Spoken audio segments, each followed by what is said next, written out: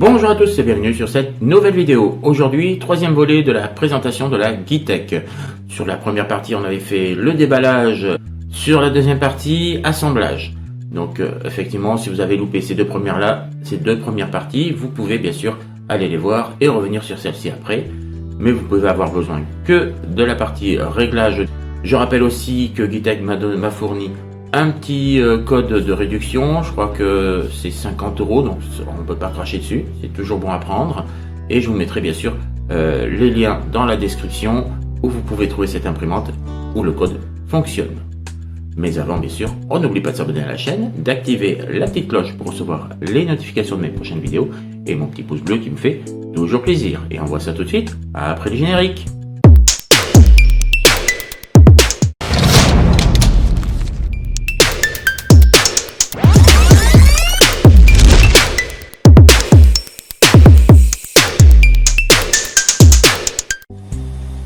Et voilà, on est à l'atelier, l'imprimante elle est branchée, donc maintenant on va pouvoir faire le réglage du plateau. Donc avant ça, on va faire un préchauffage.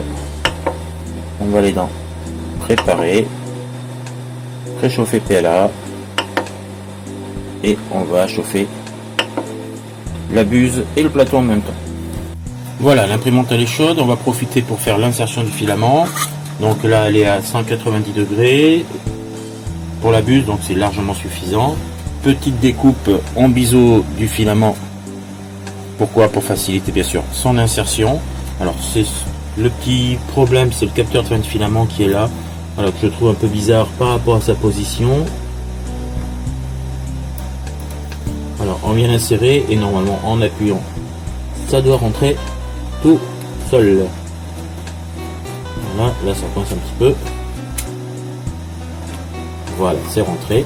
Et on va les pousser directement jusqu'au bout, jusqu'à que ça sorte en bout de l'extrudeur. Voilà, ça doit y aller tout seul normalement. Voilà, on pousse un peu. Voilà, on sert de la petite pince qui a été fournie pour retirer les bouts de filament.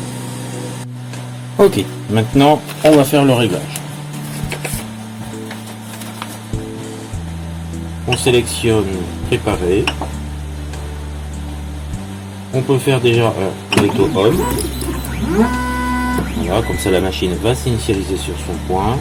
Et ensuite on va sur level corner. La machine elle remonte et elle se met en position directement. Donc là, on vient se positionner la petite feuille sous le plateau. On vérifie. Hop, un petit bout de filament qui me gênait un peu. On vérifie, voilà, qu'on soit bien réglé et on vient bouger la molette jusqu'à qu'on soit en contact, bien sûr comme toutes les imprimantes 3D, pas rien de compliqué, jusqu'à qu'on vienne frotter dessus. Voilà, là je frotte suffisamment, je peux encore descendre un petit peu. Voilà, ma feuille elle est légèrement coincée, il n'y a pas besoin de plus. Et on appuie une fois sur le bouton et elle va venir se positionner sur son deuxième point. Ah, un petit bout de plastique ici. Voilà. Ici, on va corriger un petit peu.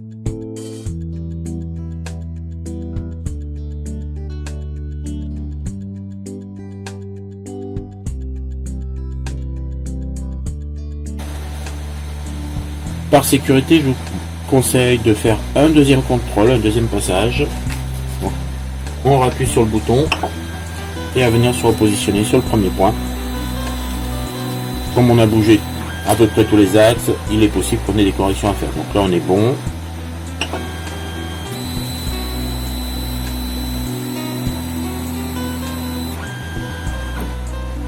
Voilà, vous voyez, par exemple ici, je dois encore bouger un petit peu, je frotte pas assez.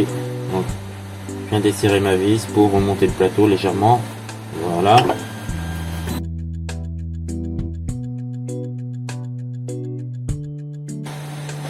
Ensuite, on valide en allant sur Back. Et voilà, le réglage du plateau est fait.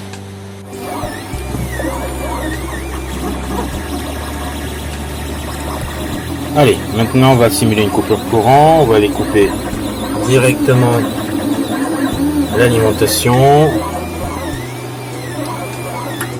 Voilà, comme si on avait une coupure de courant. On va la rallumer.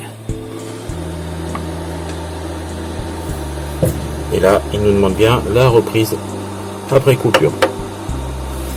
Et on va simuler un manque de filament. Donc, on va aller couper. Voir si le capteur de fin de filament fonctionne. Hop. Et voilà, l'imprimante vient de s'arrêter. Erreur, no filament.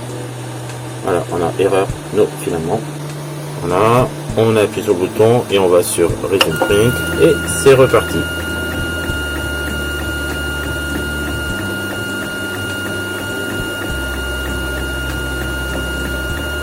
Allez, première impression terminée. Donc j'ai pris le fichier qui était dans la carte mémoire directement. Elle m'a fait un petit berceau, mais bon, j'ai pas trop trouvé l'intérêt pourquoi il y avait ça dans le fichier, c'est pas grave. Ce qui fait que c'est moins propre en dessous. C'est dommage parce que comme c'est un plateau magnétique, c'était pas trop gênant. Alors, au niveau du résultat, je suis quand même relativement content de ce fichier là. Après, je sais pas si j'aurai le même résultat, mais en tout cas, il n'y a rien à dire, hein. On voit, c'est propre. Alors je pense que l'épaisseur de couche doit être très très fine. On voit bien les détails. Alors les détails des écritures, voilà, c'est bien plat, c'est bien propre.